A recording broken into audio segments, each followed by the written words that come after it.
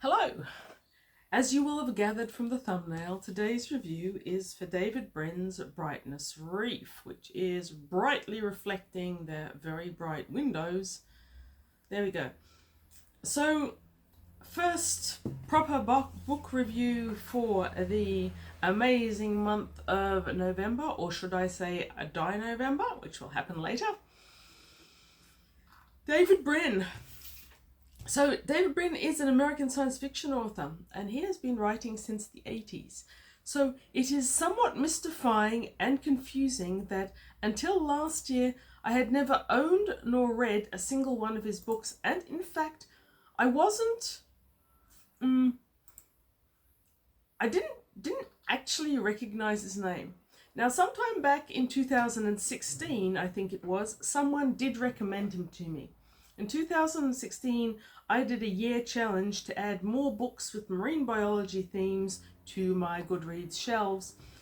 And someone must have recommended Star Tide Rising, which I added to my to-read shelves back then. But I didn't own it until 2023, when I walked into an op shop and there was a huge section of David Brin. Now, I can see why I must have encountered these books in secondhand shops at some stage, but I can see why I didn't aim for them straight away. These are modern science fiction, which I regard with a certain amount of trepidation, I must admit, and they are chunkers. I don't mind chunky books, but I want some sort of high assurance that it's going to be a good experience before I embark on it. Anyway, on this particular occasion, I was clearly up for new horizons, to boldly go where no reader had gone before, or at least this reader hadn't gone before.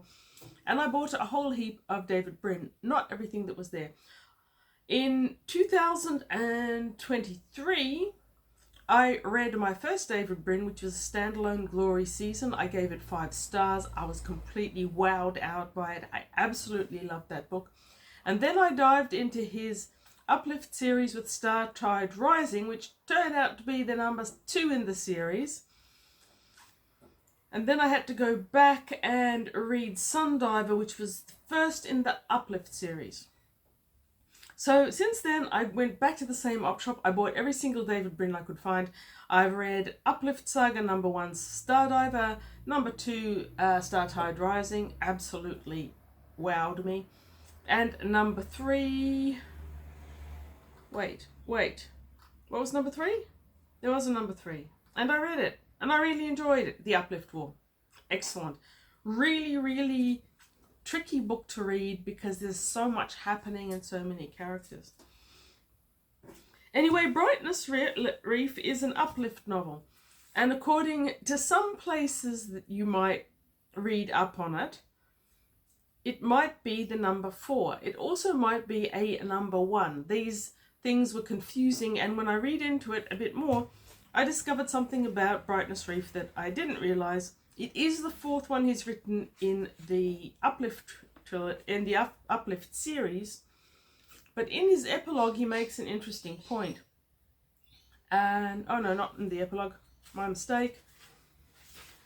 In the acknowledgements, he says that for those familiar with my other work, this volume may seem a departure from my normal custom of trying to write novels that stand on their own. That was my intention this time, but the story kept growing, evolving beyond even the length of the huge tomes like Earth or Glory Season. Was Glory Season a tome though? It was so enjoyable, it just went like that. Anyway, left him with no alternative but to go the trilogy route. I'm not thrilled about series that can't end a novel with a story. So I'll put that out there straight away. The end of Brightness Reef, which I won't hold up, culminates with a thing, and then the end of part 1. Call me strange and I will answer, but if I have just read 705 pages in a book, I expect a bit from life. I expect an ending. There are other things that I expect from a large reading experience. Now, because Brightness Reef, there is so much. It is densely packed, it is well written, there are heaps of characters, there's a lot happening. You usually don't know why it's happening, but it's happening, and it's quite interesting. Because of all this, I'm going to try a rating system that I've first saw on Stephen's channel, The Outlaw Bookseller. Apparently someone at some stage found a way of rating science fiction out of 20. So the 20 is broken up into 4 categories, each of which is worth 5 points. And well, I'm certainly not going to do this every time because it seems a bit too convoluted, I guess. Here, for this book, I think it works. So the 4 categories are storyline, characters, writing style, and world. And we'll start with world, because in terms of world building, this is absolutely 5 out of 5 stars. The world is intricate, it's complex, it's interesting, and a lot of the descriptions leave you with strong visual images. For example, the cliffs leading up to Biblios, which is the human repository of book learning and retained books. The cliffs are so well described that they're in my memory as an image that I have experienced through reading, but experienced. Jijo has a map in the beginning. And for all that I'm giving world building 5 out of 5, I do have a couple of minor issues with it. For a start, this map, however interesting, is not often helpful to the reader who's trying to figure out what's happening in the first, say, quarter of the book. So we're going to say in the first couple of 100 pages. This map is not always useful. For example, 2 of our timelines are Sarah and a group of juveniles from different species whose story is narrated by Alvin. It wasn't until about a quarter of the way through, to be honest, that I realised that they weren't in the same town. I thought they were. So Sarah would make a mention of her surrounds, and then Alvin or one of his mates would say something, and I'd be staring at this map, trying to figure out what on earth this all means, how it lines up. The answer is, it doesn't. One group are down here, one group is up here, but it took me a long time to figure that out, and that might be on me rather than on David Brin. There are other things about the map and world building that were tricky to follow. I think simply because this book is so enormous and there's so much happening. But overall, it's a great concept. Okay, so a couple of mentions about the concept. So the idea behind this book is that it all occurs on a single planet, the planet of Jijo. Jijo? Let's go with Jijo. And because it's in the Uplift saga, for those who've read some David Brin, and I would strongly discourage you from reading Brightness Reef as your first David Brin, I think. I mean, it might work for some people who don't need to really understand everything they're reading about, but overall I'd say this is better. You're better off having encountered the Uplift before. So this happens in the Uplift galaxy, universe, whatever. You've got a whole heap of different species romping around this galaxy and universe, and there's this Uplift tradition. The Uplift tradition is that an intelligent species like humans can find another pre-sapient species like chimps or dolphins, which I think is debatable to begin with, but never mind. They can encourage them through learning and genetic manipulation and a whole heap of other things, bring them up to sapience and tool using and speech. And that's the whole concept of the Uplift universe.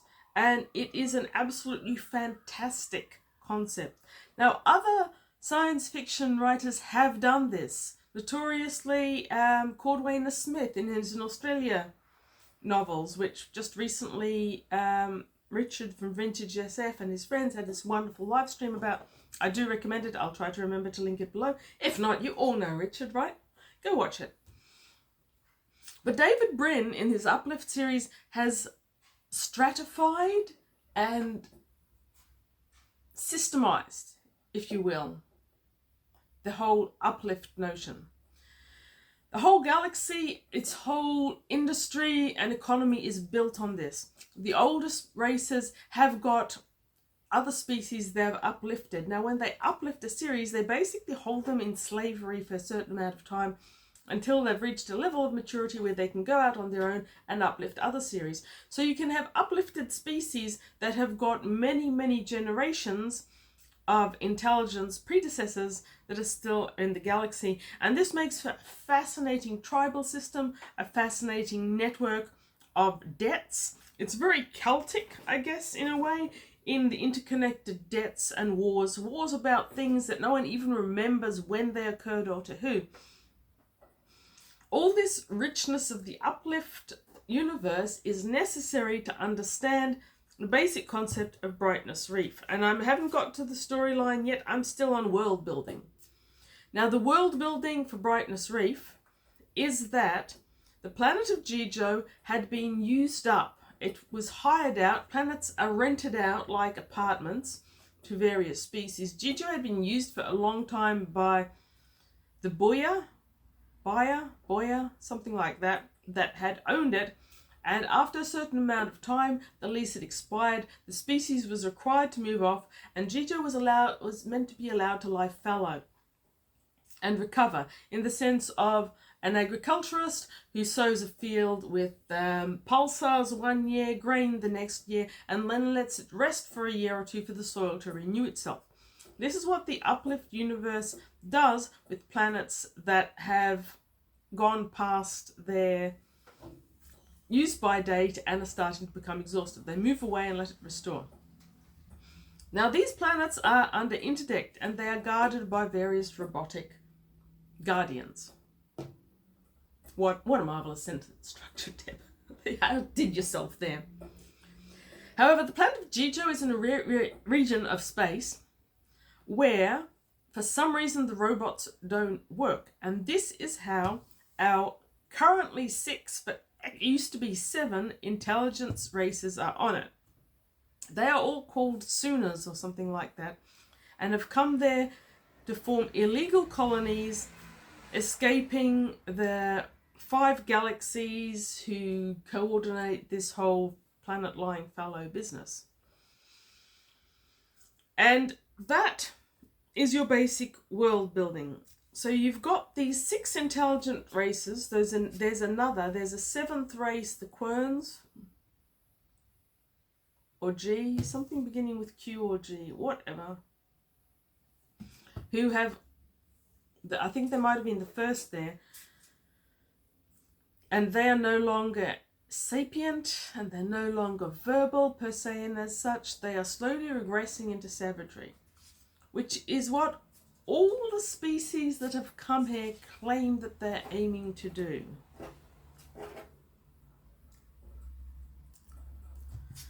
And one of them is human. There's another one, Kagek, which is basically some sort of species that's got wheels and wheels around. You've got a UR name species that look kind of like centaurs but can't bear water. There's the eggs, which are a whole heap of donuts piled upon each other. Each donut is also a separate individual somehow, and each one has different skills. Whatever. 6 different species, and they're well described and they're well outlined. But the world is complex because every single one of these species and every single one of these communities has this weird sort of survivor's guilt, Catholic belief in original sin, that means that just by being alive they are sinners. While religion isn't a big overt feature of Brightness Reef, it felt very original sin to me. And like the problem with Catholic original sin, I myself am not Catholic, and I don't know too many people who are, and they certainly don't discuss it at length, but any book I've read about the religion starts from the standpoint that everyone who is alive is guilty of an awful lot of sin because they're alive. And no matter how many times I read about this concept, I don't quite grok it. And Brightness Reef had that issue for me. The world building is 5 out of 5. If you can get into it and if you can get behind it, it is going to be fantastic for you. And for me as a reader, it was fantastic for what it was, but I couldn't get emotionally invested in it because everything in this world works from that premise of if we are alive, our sole intention is to regress, lose our intelligence, lose our learning, become savages, and only thus can we atone for our sin, which we didn't do, but our ancestors did by landing on this planet.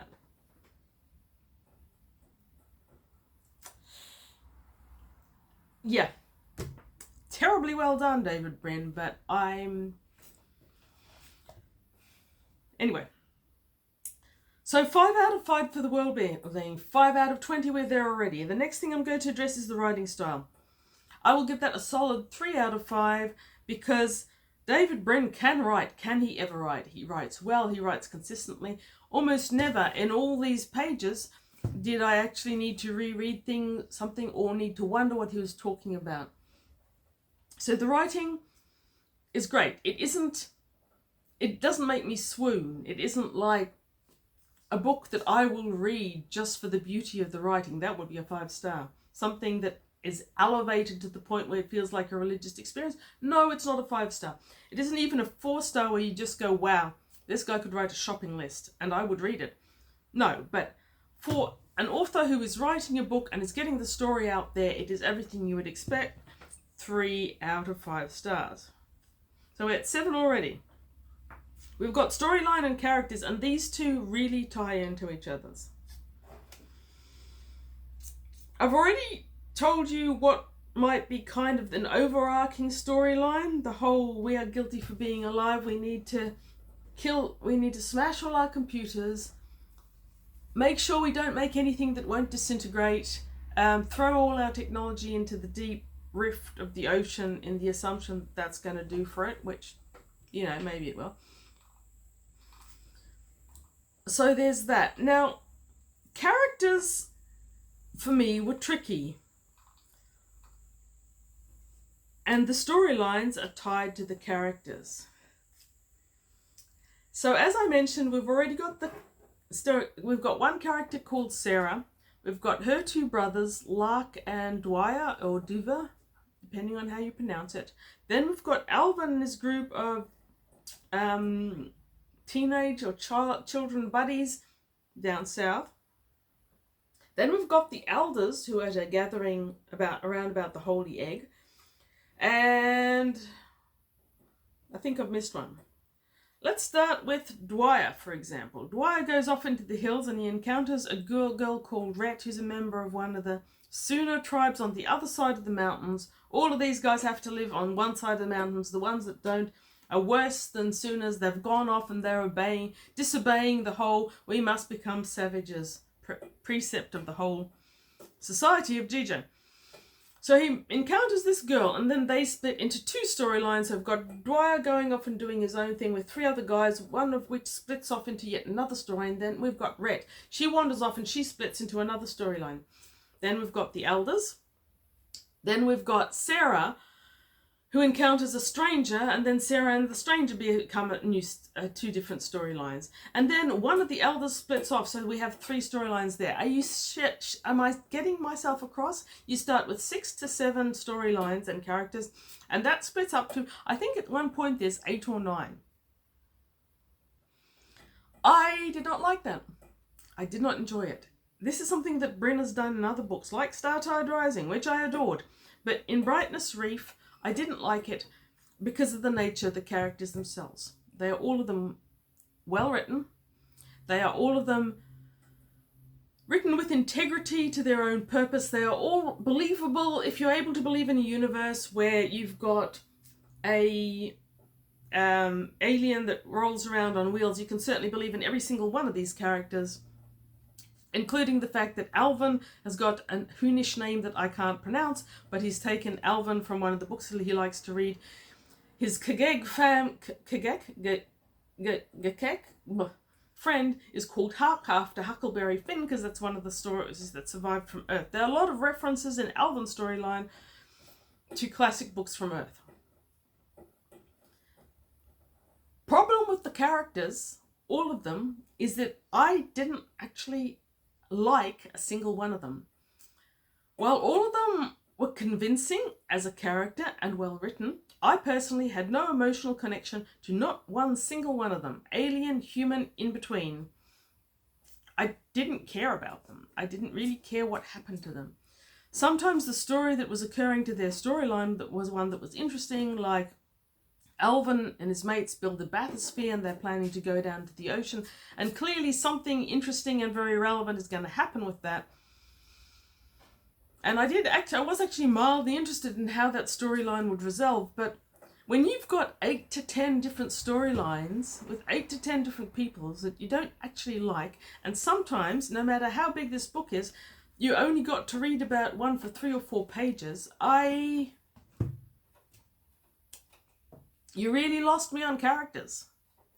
And I feel like that's a me problem. I feel many people will enjoy this book. In fact, preparing for this review, I read some of the reviews on this book, and they are anything from 1 star to 5 stars. Many of them will say that it's a brilliant book and there is nothing to fault, and in many regards I agree, there isn't anything to fault here.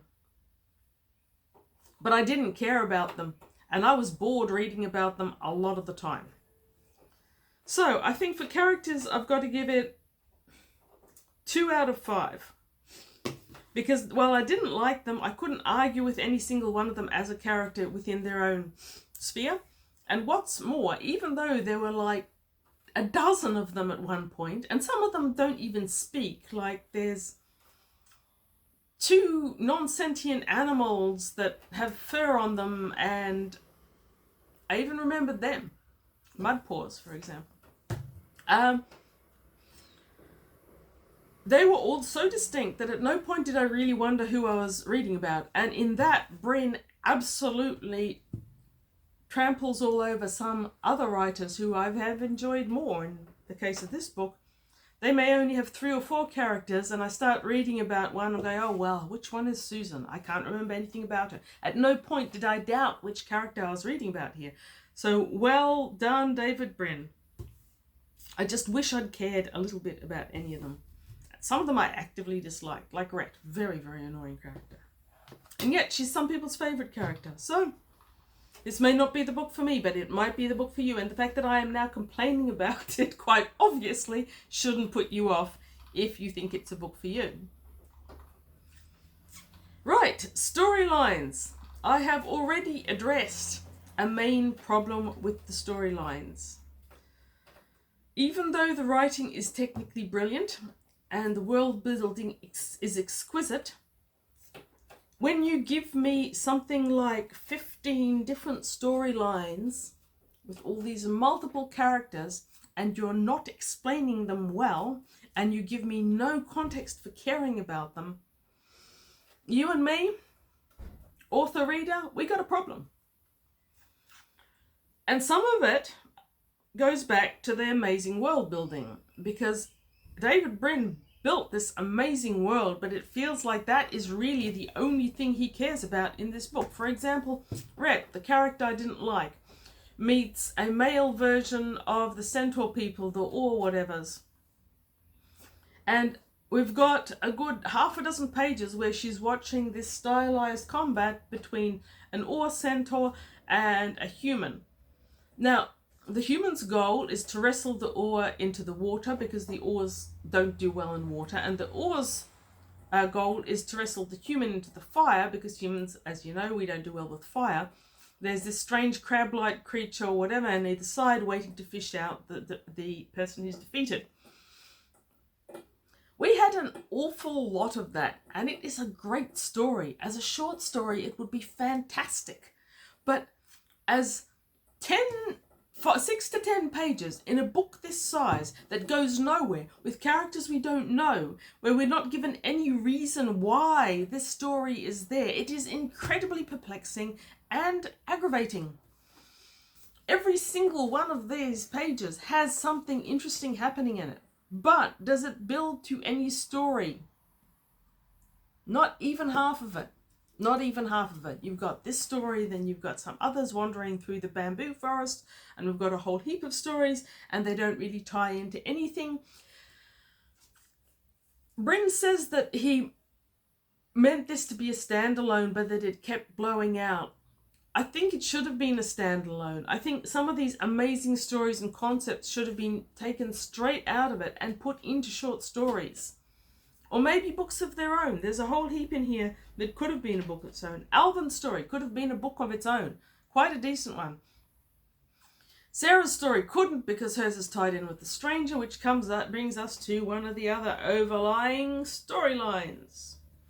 So this planet that is so incredibly guilty for being alive, because whatever, the whole sinner and Catholic guilt thing, survivor's guilt or whatever, they're always being told and taught by their sages that one day the 5 galaxies will find them, and then they've got a whole heap of strategies. They've got a whole guild of exploders. The exploders are there to destroy everything built when the 5 galaxies come to them. I don't know why you'd think that would work, but they do think it would work.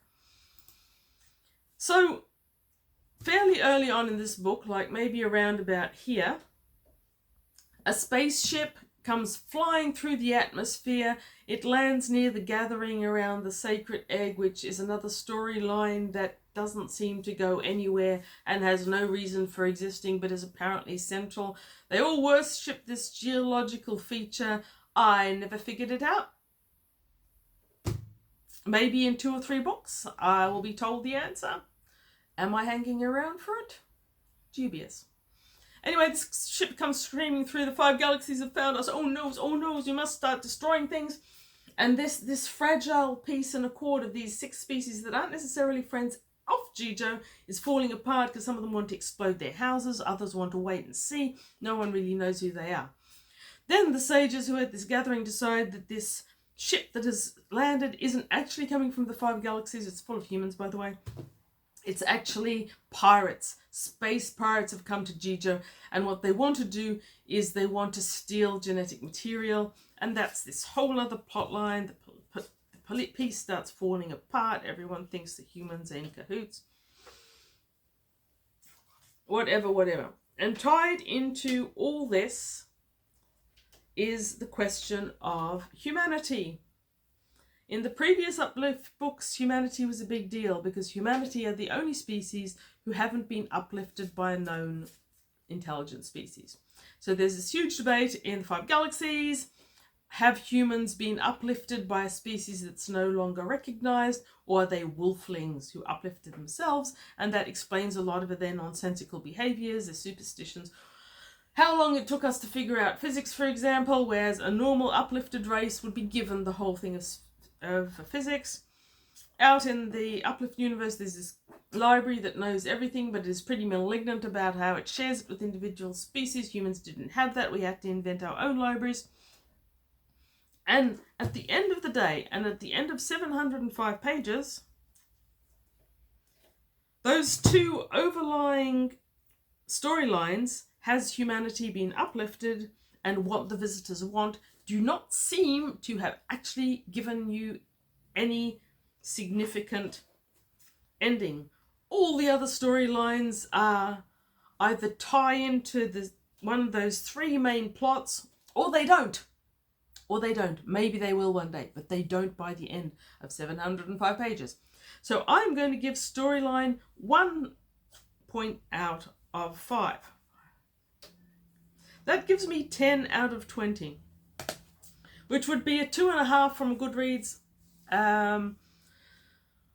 5-star rating, which is actually pretty fair, because I really, overall, have to say I didn't like this book.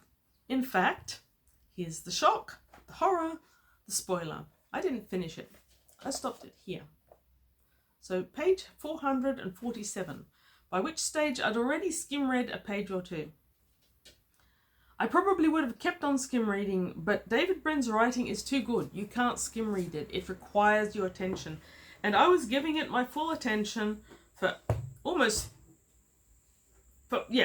than 400 pages. I was giving it my full attention, and at some point I realized I was not enjoying this reading experience. My house is immaculate. Everything that I normally put off cleaning has been cleaned because I was going off and finding excuses to do chores rather than read this book. And when I finally realized that, I decided on a DNF.